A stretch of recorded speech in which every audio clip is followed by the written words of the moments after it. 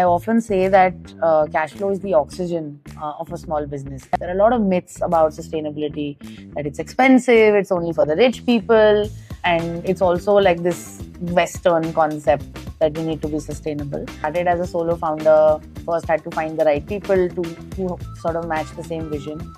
But I think largely the challenges have been about helping shift mindsets in people's minds.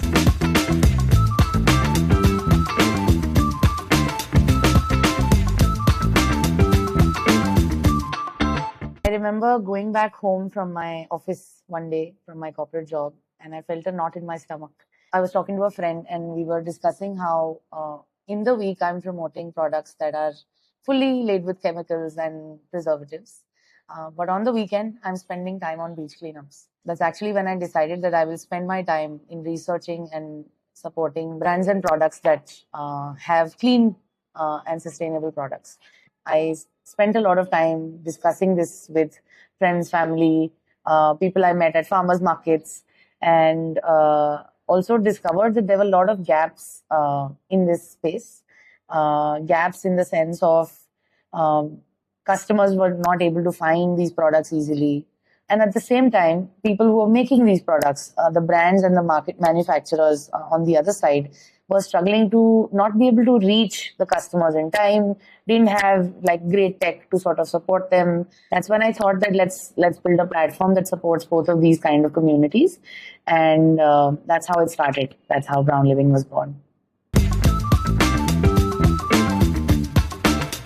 Sustainability driven brand in India has not been easy. Started as a solo founder, first had to find the right people to who sort of match the same vision. But I think largely the challenges have been about helping shift mindsets in people's minds. There are a lot of myths about sustainability, that it's expensive, it's only for the rich people, and it's also like this Western concept that we need to be sustainable. We've been busting those myths with our content, with our social media. Over time, we've supported over 650 brands.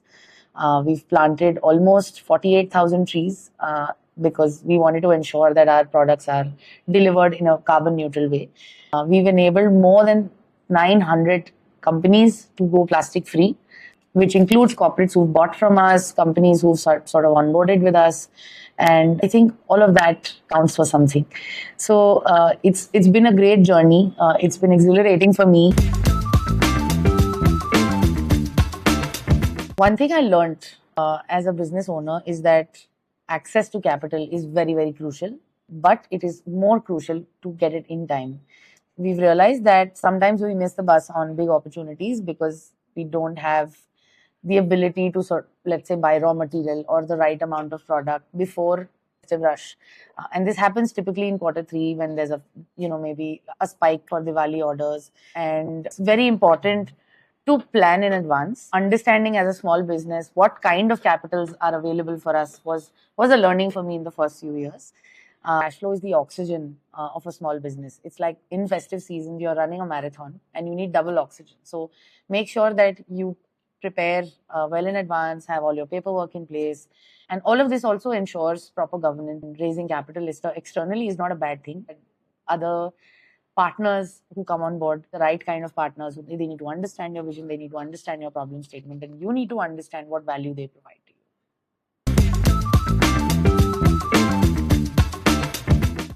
I think it's been game changing to have Advantage as one of our lending partners. And there are two reasons why. One is that the capital is flexible.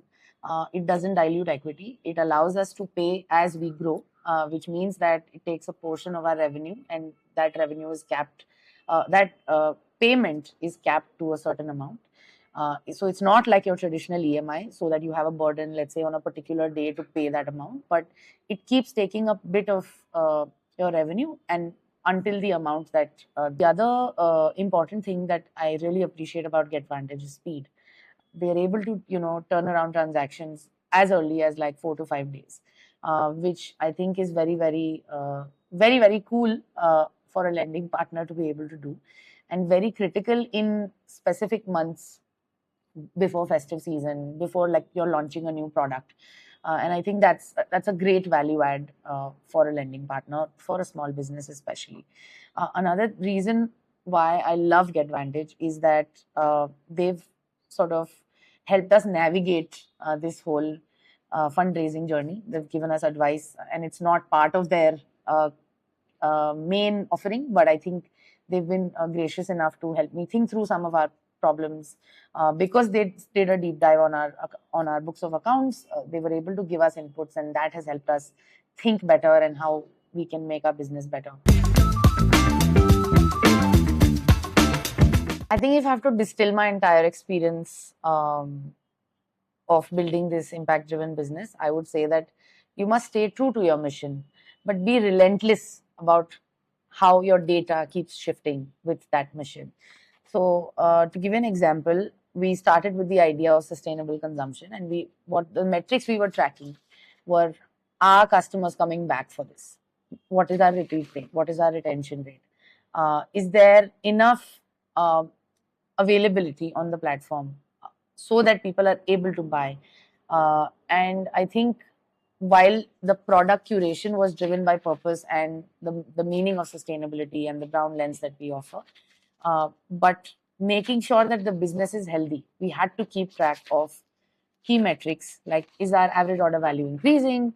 Is our repeat rate increasing? Is our retention improving? Are customers liking what we are offering them? So keep building, use your purpose as your superpower, but make sure that your numbers are in the right direction.